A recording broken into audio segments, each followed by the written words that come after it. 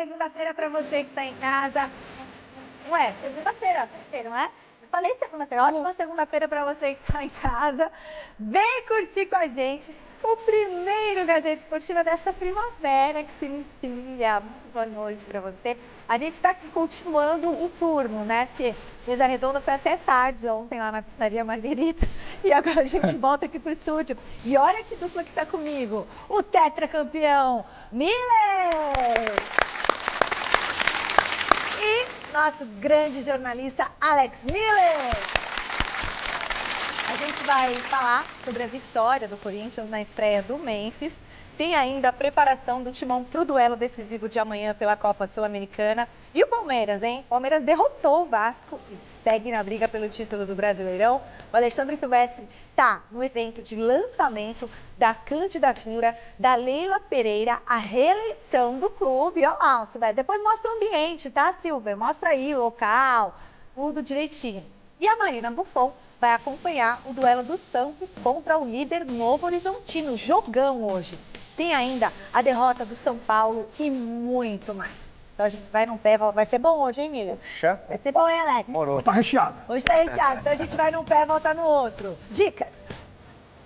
Bom, já voltamos. Você é aquele tipo de torcedor que gosta de ver os jogadores do seu time em destaque fora de campo? Então tá na hora de ajudar o seu ídolo a participar do Troféu Mesa Redonda. É isso mesmo, a votação para o Oscar do futebol brasileiro tá aberta no site troféumesaredonda.com.br. Não dá para perder tempo, tem que entrar agora, tem que votar. Você também pode acessar o site da votação por meio do QR Code que tá aqui, ó, ali em cima, no cantinho da tela, tá bom? Coloca ali a câmera do seu celular e vote, troféumesaredonda.com.br.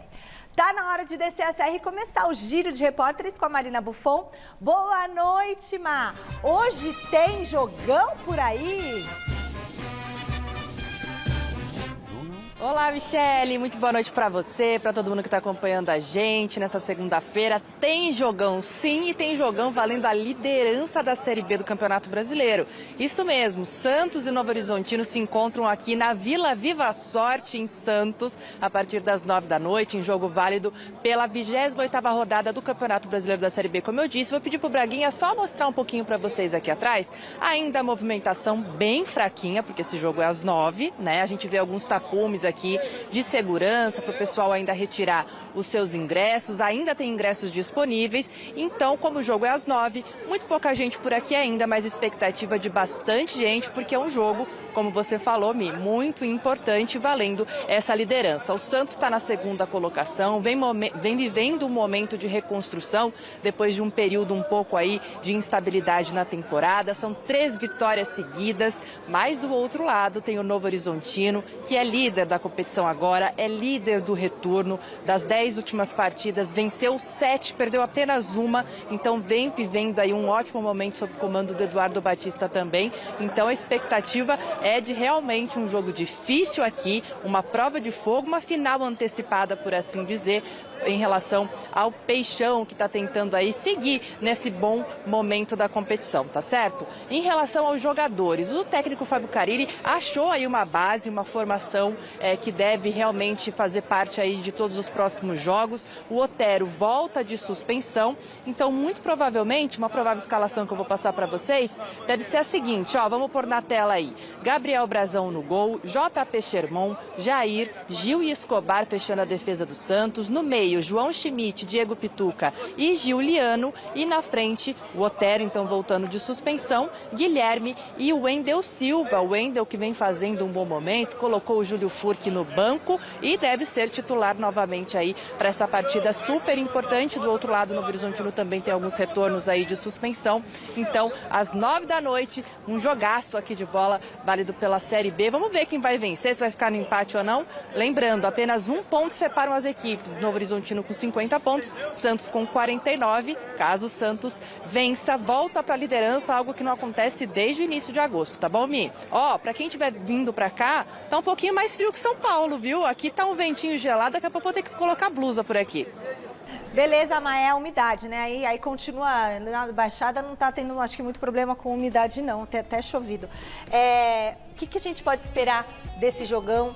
É um clássico, né? E é um jogo do campeão da Série B. Pois é, o grande duelo, né? O jogo é um jogo dos mais importantes da Série B esse ano, um jogo que vale a liderança. É um jogo que pode ser a arrancada do Santos rumo à primeira divisão do futebol brasileiro, ou é um jogo que pode fazer o time derrapar e o Novo Horizontino confirmar essa sua engrenada aí para também subir para a primeira divisão. O Novo Horizontino faz uma campanha brilhante, o Eduardo Batista faz um trabalho maravilhoso no Novo Horizontino, e o Santos, com peças em termos de qualidade até melhores do que o Novo Horizontino, está tentando buscar esse time rumo à liderança da competição. Vamos ver, eu acho que o Santos, por jogar em casa, tem uma ligeira vantagem, mas não me surpreenderia, pelo que os dois times estão jogando, se o Novo Horizontino arrancasse um bom resultado também. É interessante, Michel Xará, que o Novo Horizontino perdeu o seu principal jogador para o Palmeiras. Né? O Rômulo, né? Exatamente. Mas continua um time competitivo, que tem muita qualidade. Como você disse, o treinador é muito bom. E não se esqueça, Xará, que o ano passado, o Paulistão do ano passado ou desse ano, que o Novo Horizontino desclassificou o Santos, dentro da Vila Belmiro, ganhou do Santos. Ganhou do Santos. Ganhou do Santos, quer dizer. Então, se o Novo Horizontino ganhar hoje, não será uma surpresa, até pela campanha que o Novo Horizontino vem fazendo na Série B. Para mim, Michele, sobe os dois para a Série A. Ok. Bom, vamos falar sobre... Acabou a espera da torcida do Corinthians. Vamos falar do jogo, né, gente? Uma ansiedade já foi, esperado, mas o atacante Memphis Depay estreou com a camisa alvinegra no sábado. O Thiago Salazar foi lá conferir tudo bem de pertinho, então pode rodar. A Memphis Mania pegou na Fiel. Olha o que tinha de gente chegando na Neoquímica Arena com faixinha na cabeça nesse sábado. Tem faixinha ainda? Nenhuma. Pouco mais de 1 hora que já esgotou tudo. Quantas faixinhas vocês venderam? Umas 350 faixinhas de ontem à tarde para hoje, 2 horas da tarde. Há pouco mais de 1 hora para a bola rolar, a loja que fica dentro da arena tava assim, ó, com a galera menfinizada. A escolha do holandês em jogar pelo Timão atraiu também a imprensa do seu país. O pessoal veio só por causa dele. Very surprised. Yes, you know, back in Holland we love Brazilian football. We think it's the best football in the world. But the competition, it's a different thing. It all depends if he's going to be fit. This is really important because when Memphis Depay is fit, then he's so dangerous and he's so valuable. Bom, todo cuidado é pouco com uma contratação tão cara. Por isso, o primeiro anúncio de Memphis na escalação foi com ele no banco de reservas. Todo mundo estava ansioso de ver ele, a gente também, né? Mas tinha um jogo importantíssimo pela frente e ninguém ganha de véspera, nem do Lanterna Atlético Goianiense. E vou te falar, viu? O Corinthians não empolgou não no primeiro tempo. O alívio veio no último lance antes do intervalo. Garro bateu escanteio e o Romero sozinho testou pro gol. Festa do atacante paraguaio com direito a abraço do novo companheiro. No segundo tempo, Emiliano Dias, substituto do suspenso Ramon, mandou Coronado para o jogo, mas Memphis foi para o aquecimento logo em seguida. E com essa concorrência pesada chegando, todo mundo quer mostrar serviço. Olha a jogada do contestado Yuri Alberto. Ele serviu o Romero, Adriano salvou e o Yuri foi lá, ó, persistiu e deu outra chance para o Romero, que dessa vez guardou. 2-0, jogadaça de Yuri e 2 gols de Romero. Difícil vai ser na hora que tiver que tirar um pro Memphis jogar, né? Ninguém escale o Romero no time dele. Ninguém vai me escalar, eu tô quase seguro disso. Tô acostumado a isso. E quem sempre joga, já sabe quem, né? Bom, hora de botar o homem em campo. Aos 18, Memphis Depay foi chamado. Special moment for me, you know, first game for the club. We showed tonight that, you know, we don't deserve that. We don't deserve to be low in the competition, so we have to fight every game. Aos 22 ele entrou no lugar de Yuri Alberto e a galera, ó, aplaudiu demais o camisa 9, viu? Em quase 30 minutos em campo, Memphis deu um bom passe para Romero, fez parede e quase marcou 2 vezes. Por pouco ele não alcançou esse cruzamento de Carrilho. E quando teve chance de finalizar, Pedro Rangel impediu o gol que estava todo mundo esperando. Garro então chamou o atacante para um papo rápido. E na sequência, foi o argentino que apareceu dentro da área para aproveitar o passe de Igor Coronado. 3-0 Corinthians nesse aperitivo do que pode ser a equipe com o reforço de Memphis Depay. Tem uma qualidade muito grande e acho que a medida que vayan agarrando o ritmo do jogo, ainda vai poder dar muito mais. I think for me it's important to be in shape as soon as possible. With game minutes, I think that's gonna help me. But of course, I need some more games to feel physically in competition with the team. Ficou faltando o gol dele, mas vai sair na próxima rodada. Já dá pra ver que ele é diferenciado, né? O toque na bola é o diferencial, tava precisando disso. Não tem como, o cara é craque, não tem como. Não teve gol do holandês hoje, a ansiedade pela estreia é que já passou. E mais importante do que isso foi a vitória, que não tirou o Corinthians da zona do rebaixamento no Brasileirão, mas deixou aquela sensação de que o time realmente está reagindo. A gente tem a obrigação de ganhar aqui em casa, porque somos o time mais grande do Brasil. Memphis Depay chegou, Corinthians ganhou, fez a lição de casa que todo mundo esperava. Eu tô feliz mesmo. Eu acho que pintou campeão de alguma coisa, de alguma Copa, se não bobear das duas. Eu tô muito otimista. Senhora. Mas não é impossível, não. Não é impossível. Não sabendo que era impossível, foi lá e fez. Exatamente, eu diria um sábio chinês. E o jogo, e eu achei o seguinte, os toquinhos ali que o Memphis fez, é que a gente tá empolgado, sabe? Sabe o que me lembrou? Lembra quando o Ronaldo, no Ronaldo, quando ele estreou o primeiro jogo, acho que ele já fez gol, né? Foi o gol do Alambrado, foi o gol que ele quase derrubou a grade. Prudente, foi. Então, derrubou mesmo. Derrubou, né? E eu lembro que ele tava gordinho e tudo mais, só que ele dava um toque tão bonito na bola. E o Memphis, claro, guardadas as devidas proporções, porque pra mim o Ronaldo Fenômeno é Ronaldo Fenômeno. Ele mostrou alguns lances de categoria e muita visão de jogo. Agora, por favor, me falem se vocês estão de acordo ou não. Não, sem dúvida, né? O Memphis é um cara que a qualidade é indiscutível, é um jogador que, se jogar metade do que sabe, já vai ser melhor do que a grande maioria dos jogadores no Brasil, né? É um cara diferenciado e mesmo não estando bem fisicamente, é nítido, e ele mesmo admite isso, né? Tá bem fora de forma, tá mais rechonchudinho, a gente viu ele entrando em campo assim, já tá mais fortinho em relação tá bem, hein? aos demais jogadores. É o quê? Tá bem, né? Amigo, tá pra jogar bola pra jogar bola tem que estar um pouquinho mais em forma, né, Xará? Não dá pra ser tão gordinho pra jogar bola, mas mesmo assim ele movimentou bem. Acho que ele vai demorar um pouquinho para ele aguentar 90 minutos no alto ritmo, numa intensidade maior, mas o tempo que ele tiver em campo, sem dúvida, vai dar uma qualidade para o time. Ele corre contra o tempo porque 11 rodadas? 11 agora. 11 rodadas para acabar o Campeonato Brasileiro. Ele está fora de forma, é bem nítido isso, como o Xará disse. E ele vai enfrentar o Depay adversários com mais qualidade, sem dúvida, com mais dinâmica de jogo em termos de velocidade, né? Bahia, Inter, Vitória, lá no Barradão, que é muito difícil, 70 graus na cabeça, quer dizer. Então acho que ele vai ter que entrar em forma nesses jogos, só que ele não está preparado para jogar o tempo todo. Tem que entrar 20, 30 minutos, como fez o Maximiliano no jogo passado agora na Neoquímica. Acho que está certo. Tem que ter essa dinâmica nesse degrau por degrau, mas em plena forma mesmo, dificilmente a gente verá o Depay nesse Campeonato Brasileiro, Michele. Só no Paulistão. Puxa vida, mas a gente quer ele no Brasileiro pra fazer gol. Eu acho que ele vai dar o seu contributo técnico, porque ele é bom jogador, né? Deu pra ver, assim, algumas coisinhas que ele fez? Sim, deu, né? Ele é inteligente, ele é ambidestro. Atacante ambidestro, ele sai na frente. Já sai. Aquela viradinha que ele fez, só que ele deu uma caidinha assim pra frente, você não daria caidinha.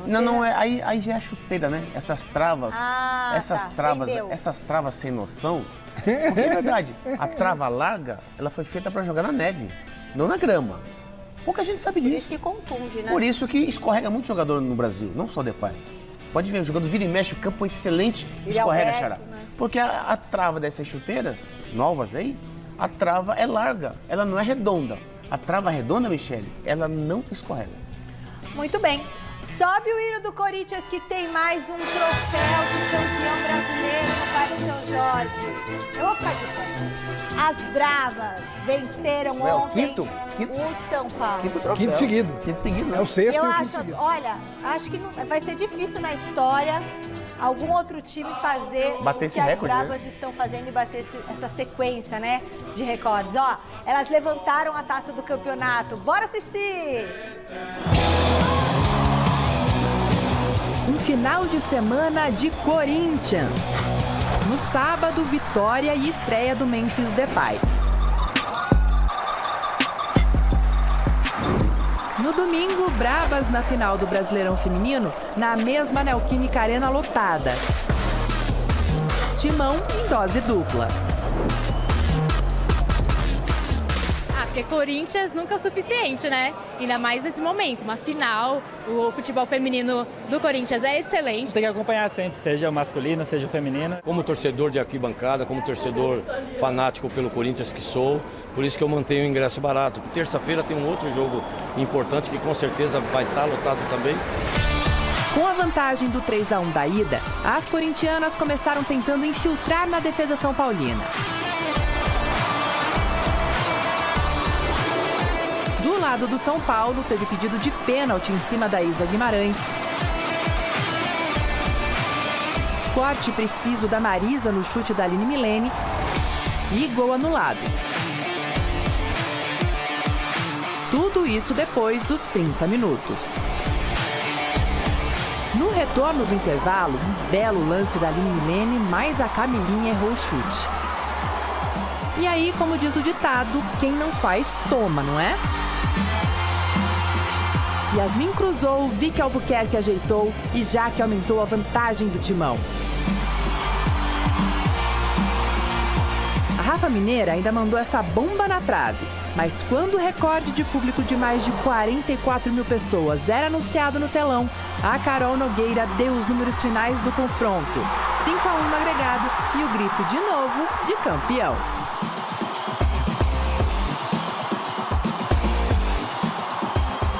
Neste majestoso venceu quem vence há mais tempo. O São Paulo chegou à sua primeira final de Campeonato Brasileiro Feminino.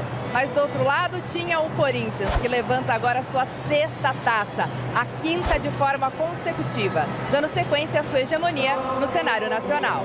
O ano todo eu sempre soube o tamanho da pressão que seria por substituir o trabalho que estava aqui, né? Mas isso de forma nenhuma tira o quanto eu tenho a minha capacidade para fazer o meu trabalho e sempre busquei colocar o meu melhor todos os dias para que o Corinthians saísse vencedor. A ficha ainda não caiu, né? Porque eu não lembro muito como que aconteceu o lance, mas eu trabalho muito, sou muito privilegiada. Foi um ano muito difícil para mim, muitas lesões, mas eu persisti, lutei, né, até o final e o Papai do Céu honrou mais uma vez, né, momentos importantes.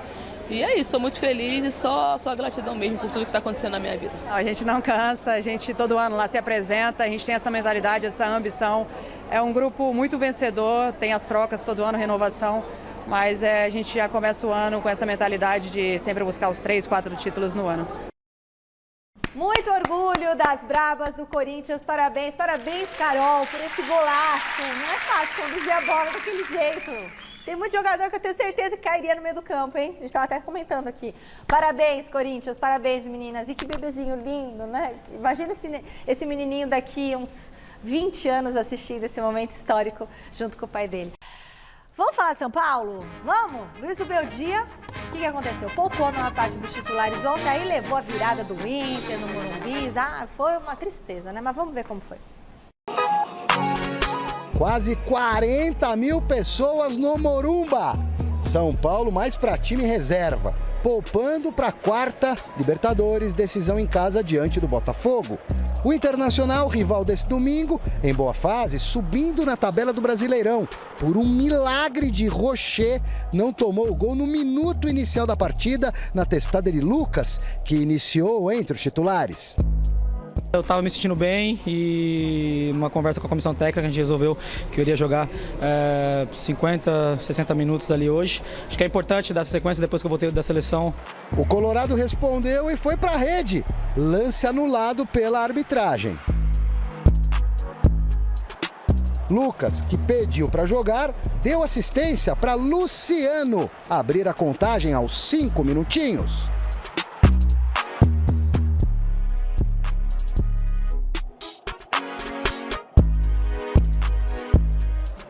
Empolgado, Lucigol meteu até esse voleio meio bicicleta, mas estava na banheira, impedido.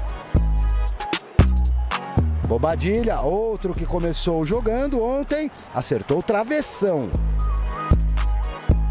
Daí pra frente o tricolor encolheu e o Inter tomou conta do território. Alan Patrick começou a colocar as manguinhas de fora. Depois de Andrei tomou um susto e deu um susto na galera.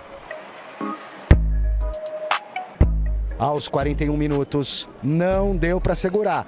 Golaço, Bruno Gomes.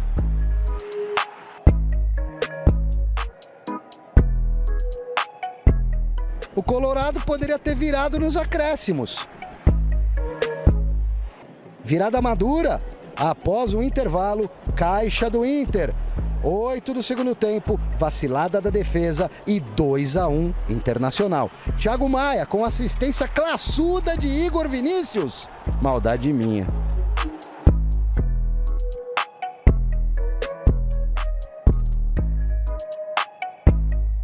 Domínio gaúcho em terras paulistas. Aos 17, Alan Patrick sem medo de ser feliz. 3-1 para o visitante.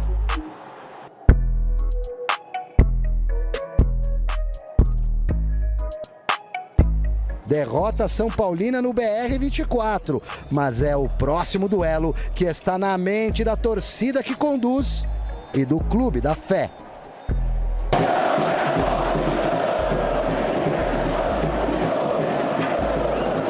Nós sabemos lo que representa la Copa Libertadores. Todos, eles, jugadores, staff, dirigentes, torcedores, Diego. Muy importante Copa Libertadores. Hasta el momento el equipo viene compitiendo bien y por supuesto que el gran desafío es seguir avanzando en la Copa Libertadores porque tenemos el deseo, la ilusión, la fe de que podemos chegar o mais arriba possível. Quarta-feira, cara, é uma grande decisão pra gente. A partir de hoje, a partir de agora, já começar a se preparar, né, fisicamente e psicologicamente para esse jogo. Em casa, diante do nosso torcedor, sem dúvida aí é o jogo mais importante do ano. Vamos nos preparar bem para poder fazer um bom jogo, né? Beleza, turma. A gente já vai comentar desse jogo daqui a pouquinho. Gazeta Esportiva ainda tem a vitória do Palmeiras, a preparação do Corinthians para o jogo decisivo de amanhã pela Sul-Americana, esse comentário do São Paulo, mas antes você tem que olhar essas dicas. Voltamos, meu povo, e sem susto, hein? Sem susto, para todo o Brasil, planeta e tudo mais. Olha, conforme prometido, a gente vai falar agora da derrota do São Paulo para o Internacional. O que foi? É porque entrou reserva? Era um jogo que vocês achavam que o São Paulo iria mesmo sofrer dar esse vacilada? No palpite antes do jogo tinha sido 1-0 pro São Paulo, viu, Xará? Mesmo com esse time. Eu achei que o São Paulo ia ganhar. Mas o Inter é um time forte, né? Não foi por causa do time reserva, Michele. Não. Até porque o São Paulo jogou com reserva contra o Cruzeiro lá em Belo Horizonte e venceu. E aí? Jogando bem. Por quê? Porque enfrentou um adversário que tem muita qualidade. O Inter não merece a posição que ele tem no campeonato hoje. Pelo time que tem. O Thiago Maia, o Alan Patrick é um 10 de extinção. Só o Flamengo tem esse 10. O resto dos times do Campeonato Brasileiro não tem. Então o Inter é um time bem posicionado. O Inter venceu, eu estava falando aqui com o parceiro aqui, o Inter venceu porque ele agrediu o São Paulo. Tanto é que 2 gols do Inter foram roubadas de bola. Foi roubada de bola no campo de defesa do São Paulo. Então essa atitude de agredir, marcar em cima, né, a tal marcação-pressão, teve um efeito positivo para o Inter. Então acho que a qualidade do time do Inter ficou bem nítida ontem. É um time que com certeza não vai cair para a segunda divisão, pela qualidade que possui. Agora o São Paulo, claro, entrou o Lucas de titular, só o Lucas, né? Tanto é que na entrevista ele falou que pediu para jogar. E é louvável isso, o jogador pedir para jogar, para manter o ritmo, para pegar, né, a rodagem dentro de campo. Tanto é que ele fez a jogada do gol do Luciano Lucas, né? Então o São Paulo depende do Lucas para quarta-feira para classificar. Então acho que, independente do time que entrou ontem, o time reserva, acho que o São Paulo perdeu porque o Inter mereceu realmente a vitória e fez por onde. O Inter está tão bem que, se não me engano, são 5 vitórias seguidas já com o Roger Machado e vai jogar contra o Bragantino nesse meio de semana para tirar um dos jogos que ele tem a menos. E o Bragantino está numa fase muito ruim, né? O Bragantino... Pior fase do... O Bragantino desmanchou, desde que virou Red Bull Bragantino, é o pior momento do time que vai brigar para não cair também, vai estar entrando no bolo contra o rebaixamento. E o Inter tem 2 jogos a menos do que a maioria, 1 jogo a menos do que o Flamengo. Se ele ganhar do Bragantino, ele já passa... Fechando já de 4. Ele passa o São Paulo, né? Ele passa o São Paulo. Ele passa o São Paulo e com um jogo a menos ainda. Então o Inter está brigando por Libertadores diretamente com essa arrancada que ele teve. Então o São Paulo não perdeu para qualquer um. Claro que é ruim perder em casa por 3-1, com 40 mil pessoas. É desagradável, né? O torcedor sente um gosto amargo. Ainda bem que tem uma grande chance já nessa quarta-feira de tentar resolver essa situação e se classificar para Libertadores, que é o grande foco do São Paulo. Beleza. O Palmeiras manteve a busca pela liderança do Brasileirão com mais uma vitória, dessa vez contra o Vasco. Põe na tela o triunfo do Verdão, diretor. Vasco e Palmeiras no Mané Garrincha, ó, pra falar bem a verdade, os dois times se estudaram muito no início do jogo. Então, a primeira boa oportunidade foi aparecer só aos 25 minutos. E foi justamente nesse lance que Flaco Lopes viu Ryan falhar e entregar a bola nos pés do atacante alviverde, que dominou, ficou cara a cara com Léo Jardim e mandou pro fundo das redes, 1-0 Verdão.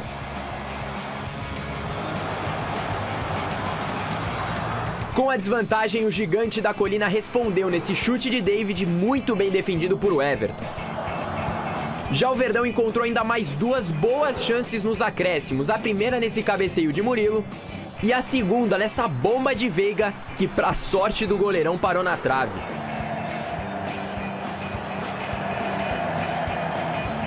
Segunda etapa rolando e quase que o Flaco faz o segundo dele nessa finalização de bicicleta que explodiu no travessão. Já o Maurício ficou cara a cara com o Léo Jardim, mas parou na boa defesa do goleiro. E é polêmica que estava faltando, então não falta mais. Emerson Rodrigues tentou o cruzamento, a bola tocou no braço de Vanderlan dentro da área. E aí, meu amigo, o juiz marcou a falta fora da área, foi chamado pelo VAR para fazer aquela revisão básica. E não é que mudou tudo, rapaz. Depois da revisão, a arbitragem anulou, foi tudo. Sem falta, sem pênalti, jogo que segue. Bom, sendo assim, restou ao Verratti tentar empatar o placar, só que o Everton não deixou. O Lázaro ficou no quase, mas sem sucesso. Final de jogo, Vasco 0, Palmeiras 1. Nós fizemos 1-0, tivemos a oportunidade na cabeça do Murilo de um escanteio na segunda parte para fazer o 2-0, não conseguimos. Tivemos a bola no poste do Veiga na primeira parte, não conseguimos. Tivemos na segunda parte o Maurício isolado para fazer o 2-0, não conseguimos. E nós temos que matar o jogo. Nós somos uma equipa que cria muitas oportunidades e nós hoje devemos pelo menos mais um golo. O que você achou, Alex? O Abel tem razão. O Palmeiras perdeu a chance de aplicar de novo uma goleada no Campeonato Brasileiro. Nesse recorte dos últimos 5 jogos, o Palmeiras fez 14 gols e tomou só um, que foi contra o São Paulo na vitória por 2-1. Depois meteu 5-0 no Cuiabá, 5-0 no Criciúma, 2-0 no Atlético, 1-0 no Vasco. E os jogos contra o Atlético Paranaense e contra o Vasco, que foram por placares mais modestos, nesses 2 jogos o Palmeiras criou várias oportunidades para também golear. O Palmeiras, se fizesse ontem 4 ou 5-0, não teria sido nenhum exagero pelo número de possibilidades de gols que foi criado. Esse número de gols criado foi realmente muito grande. Então o Palmeiras está criando e tem jogos que ele não consegue resultar em gols essas oportunidades, a tal da eficácia, né, que o Abel se refere sempre nas entrevistas coletivas. Isso pode ser perigoso em jogos que o Palmeiras precise ser eficaz, desempatar um jogo e não conseguir. Mas, pelo menos, as vitórias estão acontecendo. O Palmeiras não está deixando o Botafogo desgarrar. O Botafogo vem muito bem, tem um grande elenco, foi um grande investimento, contratou 8 jogadores só nessa janela aí.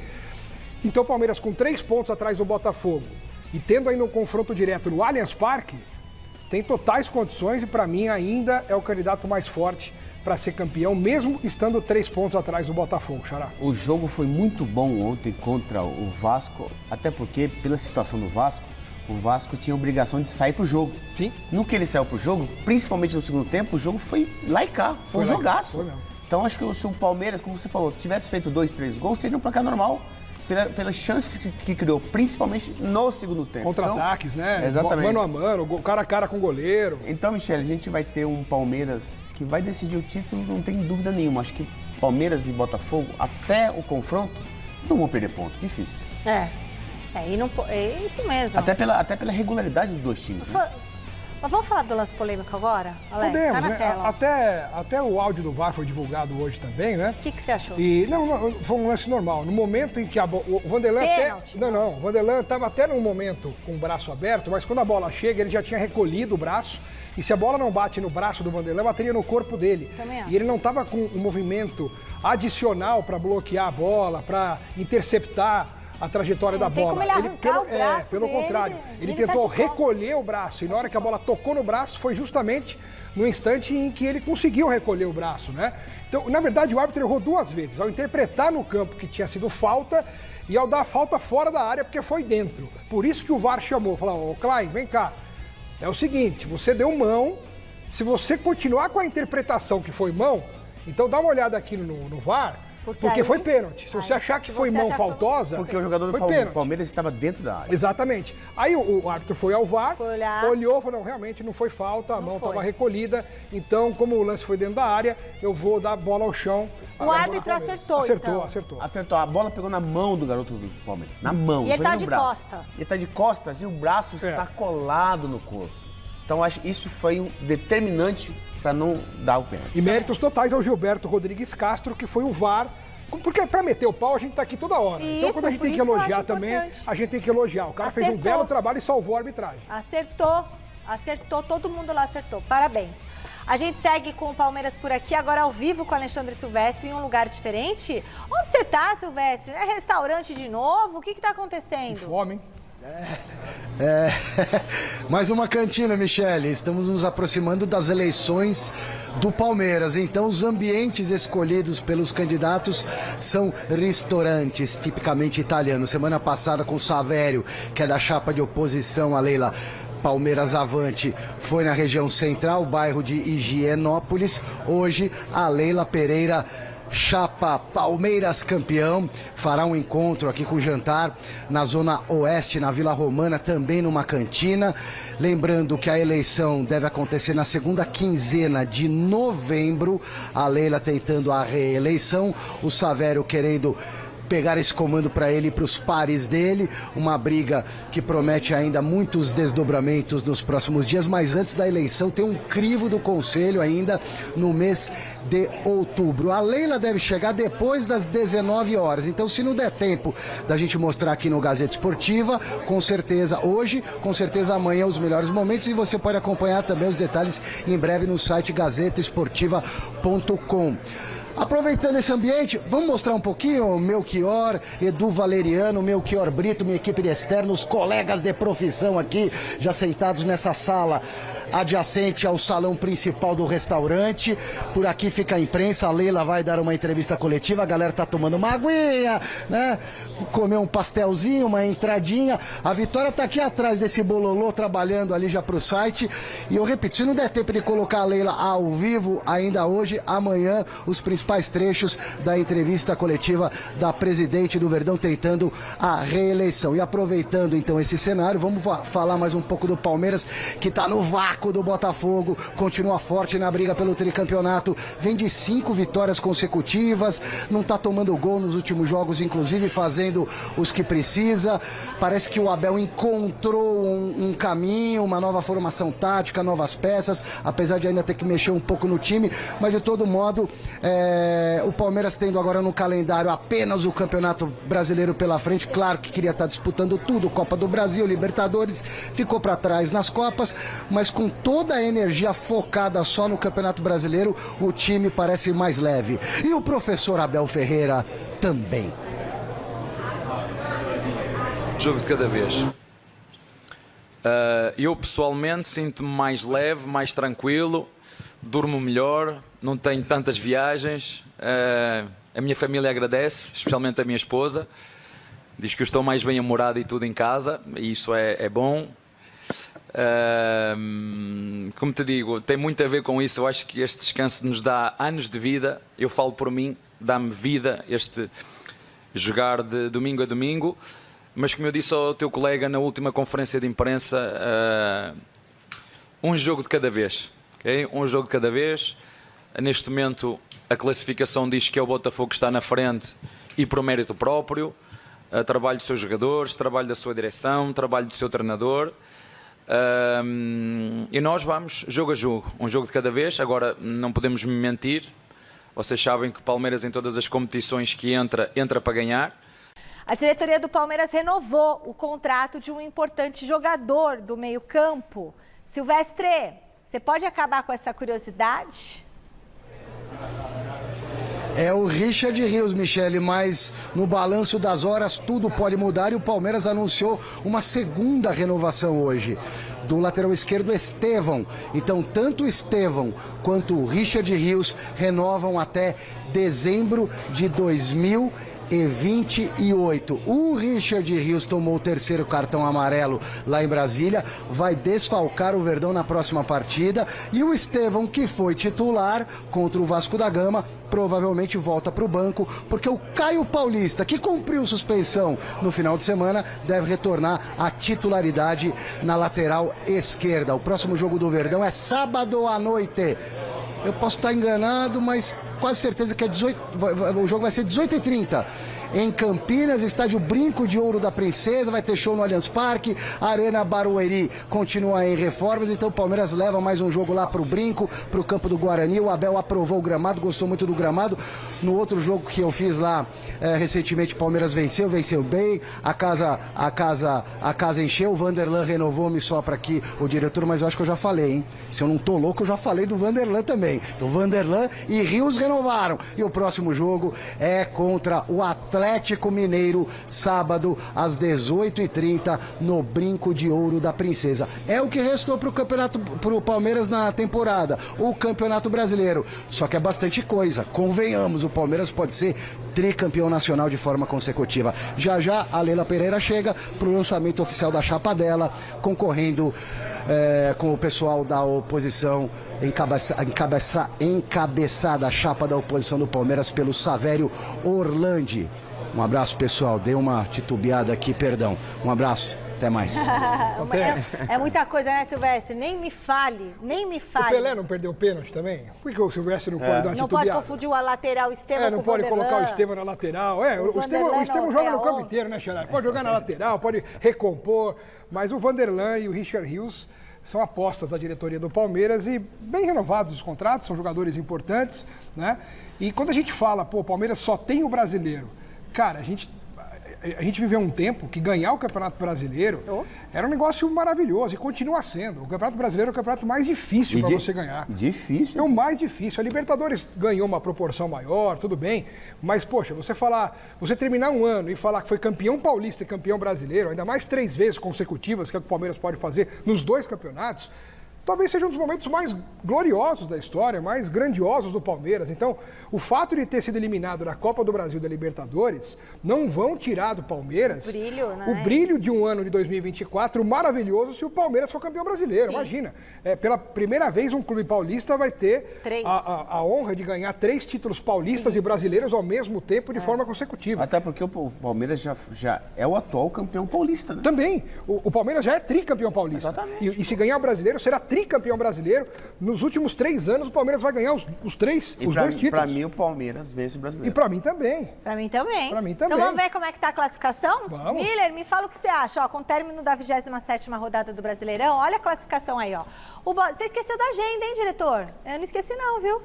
O Botafogo continua na liderança com 56 pontos, enquanto o Palmeiras é o segundo, 53. Deve dar um receio, né? Imagina o Botafogo ali olhando no retrovisor. O Fortaleza aparece logo em seguida, 52. Aí a gente vê na sequência Flamengo, São Paulo, Bahia fecha o G6 da competição e abaixo estão Cruzeiro, Inter Atlético Mineiro. Subiu ao Inter aí, com 2 jogos a menos, tá vendo, Mi? Aí o Inter, então, se ganhar os próximos 2 jogos... Vai para 47, fica em quinto. É isso? Passa o São Paulo e fica em quinto. Aí tem Atlético Mineiro 36, é isso? Vasco 35, vamos virar a página.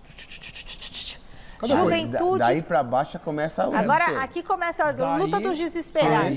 Daí pra baixo. Qualquer um daí pode cair. A partir de onde começa Juventude. esse desespero? Do Juventude A partir mesmo? do 32. Sim. Então, olha, ó, Juventude, ó. Então, assim, o pessoal que tem que ficar, liga o alerta. Juventude, 32 pontos. Grêmio, 31. Daí eu só tiraria o Grêmio, viu, Mi? Acho que o Grêmio tem futebol e time pra não ficar com tanto risco. E jogo a menos. Então, por isso. Também. Atlético Paranaense, tá Bragantino, nada, tá jogando nada. Criciúma. Também não tá jogando. Vamos ver o outro lado. Vitória, 28.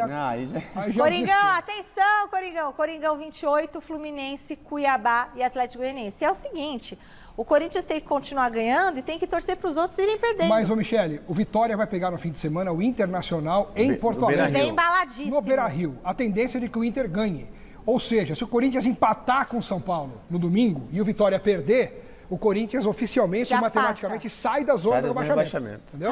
E aí tem que ficar vivo, se mantendo. Por isso que eu acho que o Corinthians não vai cair. O Corinthians tem um clássico com o São Paulo em Brasília domingo agora. Agora, Mané Garrincha. E o jogo do São Paulo tem um peso na quarta-feira por esse jogo também. Porque se o São Paulo cair fora da Libertadores, ele vai ter o brasileiro para buscar a vaga na Libertadores. Se o São Paulo passa pela Libertadores, ele vai mais leve pro clássico. Exato.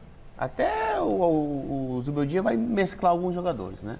Mas se ele perde, sai contra... Ele tem que apostar tudo... Quarta-feira agora, depois de amanhã. Se o São Paulo perde a classificação... Vai ter que apostar tudo no brasileiro. Só tem o brasileiro. E vai com tudo pra cima do Corinthians. Então, o jogo do São Paulo com o Botafogo interfere diretamente no fim de semana no jogo entre São Paulo e Corinthians. Entendeu? Eu vou torcer pro São Paulo ganhar a Libertadores e ficar tranquilinho contra o Corinthians. Que aí o São Paulo fica com o título da Libertadores, o Corinthians fica com os títulos aqui das Copas e não é rebaixado, e o Palmeiras com o Brasileirão. De Botafogo e São Paulo, lógico, alguém vai passar. Claro. O que passar, vai pra final. Então vamos torcer pro São Paulo. Tem mais Corinthians no Gazeta Esportiva? O Thiago Salazar está na nossa redação de esportes. Boa noite, Salazar.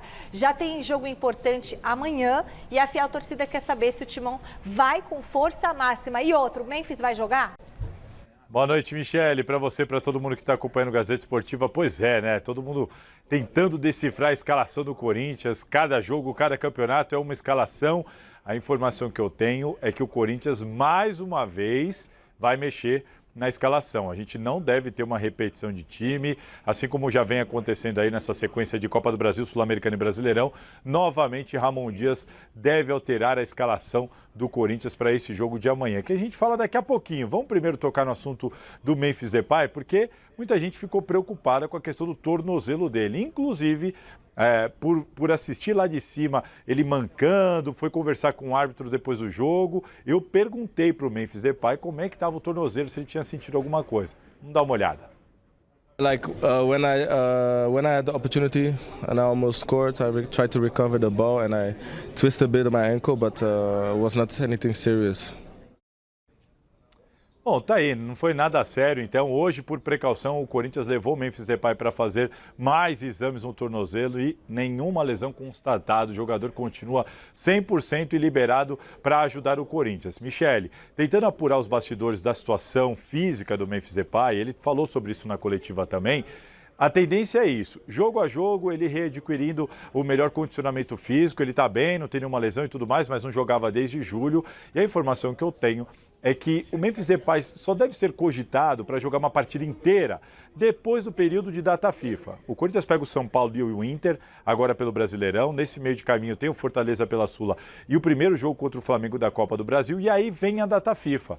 Aí só lá na sequência, quando o Corinthians vai receber o Flamengo de novo pelo retorno da Copa do Brasil, do segundo jogo da Copa do Brasil, é que o Memphis Depay deve estar liberado para jogar um jogo inteiro, 100%. Lembrando que ele não pode jogar a Copa do Brasil, mas já é um período que ele vai usar aí, esse período de data FIFA. Até lá, então, a gente deve ter o Memphis Depay assim, começando como titular e saindo antes do final, ou começando no banco, entrando no segundo tempo. A gente deve ter aí um período aí de 4, 5 jogos para esse jogador, até ele estar legalzão para começar o jogo e fazer o jogo inteiro pelo Corinthians, tá certo? Então amanhã o Corinthians mais uma vez não deve ter o Ranieri, o Alex Santana continua fora, o Ramon Dias, que cumpriu suspensão agora no Brasileirão, vem para comandar o Corinthians, e o Corinthians pega o Fortaleza, uma ótima vantagem, né? 2-0, se perder por um gol de diferença se classifica do mesmo jeito, se perder por 2 gols de diferença ainda tem os pênaltis para tentar se salvar, ou seja, é uma classificação muito bem encaminhada para pegar na semifinal da Copa Sul-Americana